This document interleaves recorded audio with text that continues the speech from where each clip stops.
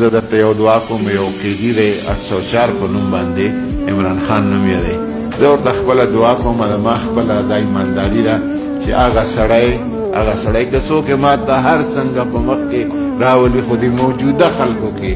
زه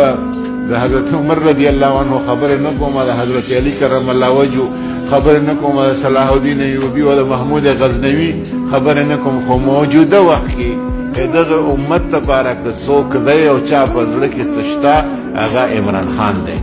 دغه ظالم عمران خان دی او دغه ظالمانو چې چا نیولی دی والله چې په دروغو باندې نیولی دی دروغو مقدمې دي صرف سزا ورکولی کېږي د دې خبرې چې هغه پاکستان وایي چې زه به پاکستان واپس